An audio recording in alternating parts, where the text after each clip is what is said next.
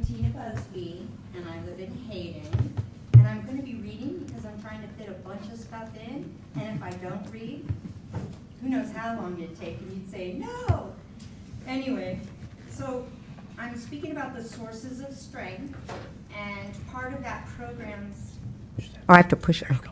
Part of that program's stated curriculum components involve talking circles that are designed to promote equity, among other things.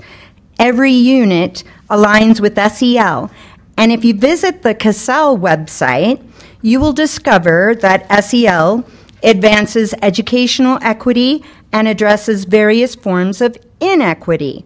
It states in part that inequities based on race, ethnicity, class, language, gender identity, sexual orientation, and other factors are deeply ingrained in the vast majority of these systems and impact students and adults' social, emotional, and academic learning. The current definition of equity is unethical and racist. To tell a white passing child that they are somehow advantaged, regardless of their personal experiences, and to tell a black passing person that they can only elevate to the level of a white person if they're given extra help, regardless of their personal experiences, are equally racist. It's also against our laws. The Idaho statutes are designed to protect our children from this kind of abuse.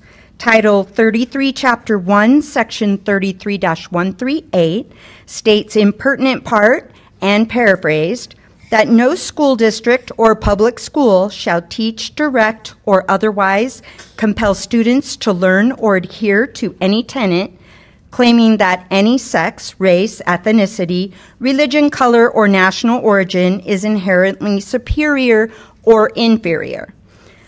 The statute and our Idaho Constitution also require that there's no distinction or classification of students made on account of race or color.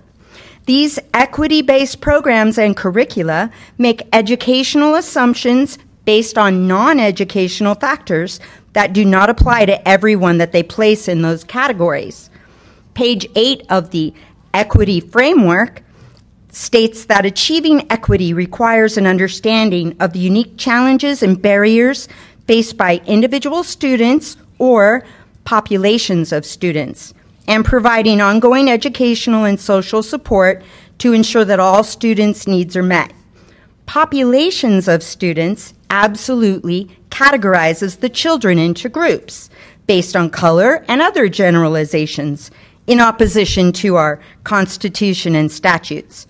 The very next paragraph says, research cites factors such as race, ethnicity, or national origin, language, and poverty. And that's 3 minutes, so I'll need you to wrap up your thoughts. I'm almost done. Play a role in disproportionate representation in special education as well as in specific special education categories. Placement in more restrictive learning environments and in exclusionary and punitive disciplinary actions.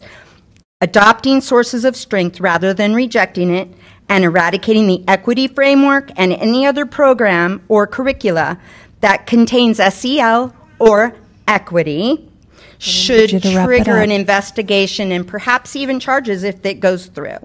Thank you. Thank you, Ms.